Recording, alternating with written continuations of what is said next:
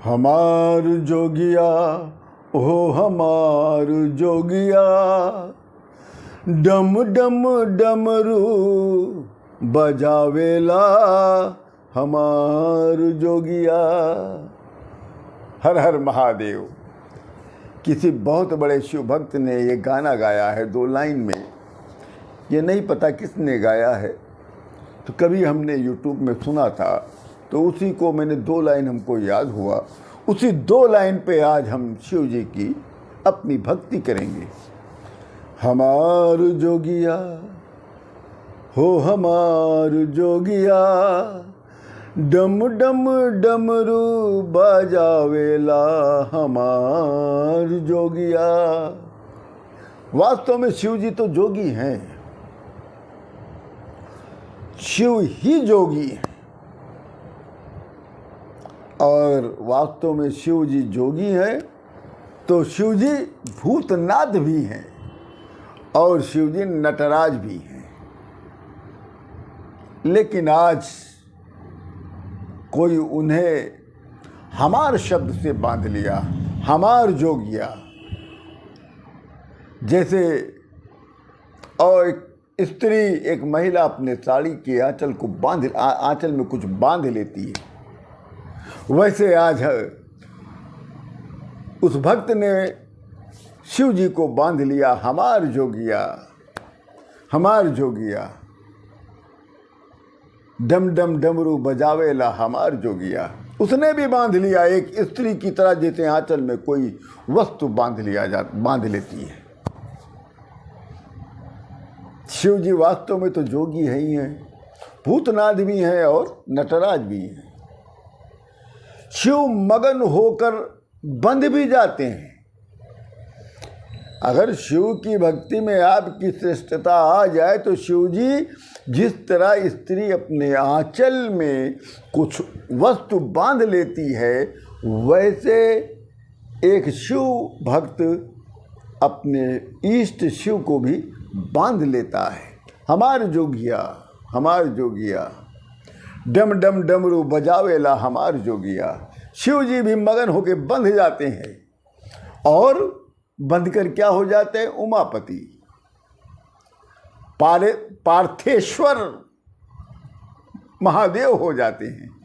आप सोचो, हमार शब्द से जब बंधते हैं हमारे शंकर भगवान, तो उमापति हो जाते हैं और फिर पार्थेश्वर हो जाते हैं। शिव संसार में सभी प्राणियों में हमार शब्द का मूल्य और उसकी महत्ता बनाए रखे। जो सत्य है वही ब्रह्म है। ब्रह्म अर्थात परमात्मा। जो सत्य है वही ब्रह्म है, जो ब्रह्म है वही परमात्मा है, जो परमात्मा है वही शिव है। शिव ही सत्य है, शिव ही ब्रह्म है, शिव ही परमात्मा है। वो परम शुभ और पवित्र आत्म तत्व जो सुंदरम है, वही तो परम प्रकृति है। सत्यम शिवम सुंदरम। तो सत्य क्या है? सत्य है ब्रह्म, परमात्मा ये और शिव, ये तीनों एक हैं। और सुंदरम क्या है? ये प्रकृति, ये सुंदर है। अर्थात परमात्मा शिव और पार्वती के अतिरिक्त इस दुनिया में कुछ जानने योग्य नहीं है।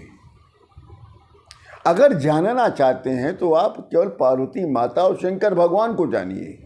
इसके अलावा तीसरा कोई भी नहीं है जानने योग्य।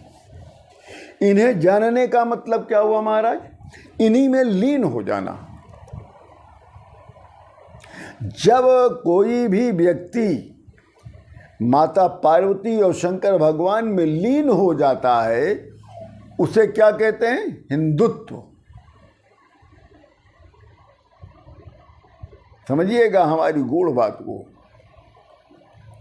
जब हम शंकर भगवान और माँ पार्वती में लीन हो जाएंगे, तो वो मार्ग क्या होगा?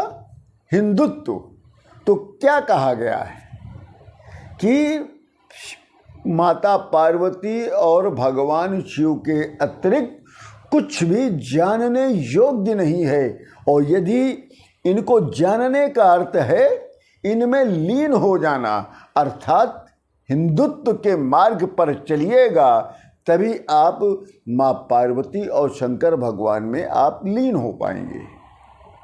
क्यों? क्योंकि शिव जी जो है अनादि हैं, आदि हैं, मध्य है और अनंत हैं। शिव प्रथम भी हैं तो शिव अंतिम भी हैं। शिव अगर है तो सनातन धर्म है, सनातन धर्म का प्रथम कारण भी है और कार्य भी है। शिव ही धर्म के जड़ हैं, शिव से ही धर्म है और काम से मोक्ष है। और ये जो जगत है, ये सारा जगत शिव जी की शरण में है। जो शिव के प्रति शरणागत नहीं है वही प्राणी दुख के गहरे गर्त में डूबता चला जाता है। ऐसा मैं नहीं, ऐसे पुराने ऋषि मुनि लोग कहते थे कि पूरा जगत जो है, जगत की भी बात न करिए, पूरा ब्रह्मांड जो है शिव के शरण में है, और जो व्यक्ति शिव के शरणागत नहीं है वही प्राणी केवल दुखी रहता है। जाने अनजाने शिव का अपमान करने वाला जाने अनजाने शिव का अपमान करने वाले को कभी भी प्रकृति क्षमा नहीं करती है। शिव के अपमान की बात ही नहीं, शिव भक्त का कोई अपमान कर दे तो शिव जी बाद में दंड देते हैं, उसके पहले प्रकृति ही दंड दे देती है। इसलिए कभी भी शिव भक्त और शिव मंदिर या शिव जी का कभी भी अपमान या अनादर न करिएगा, क्योंकि इनका अनादर अगर आपने कर दिया तो ये जो प्रकृति है ये कभी क्षमा नहीं करती। जो देती है वो ले लेती है, और जो ले लेती है फिर वो देती है। जब देती है तो खूब ढेर सा देती है, सुख देगी तब भी बहुत ढेर सा देगी प्रकृति, और जब दुख देगी तो वो भी बहुत ढेर देती है। इसलिए कभी भी शिव जी का और माँ पार्वती का अनादर न करना। जय जय श्री राम।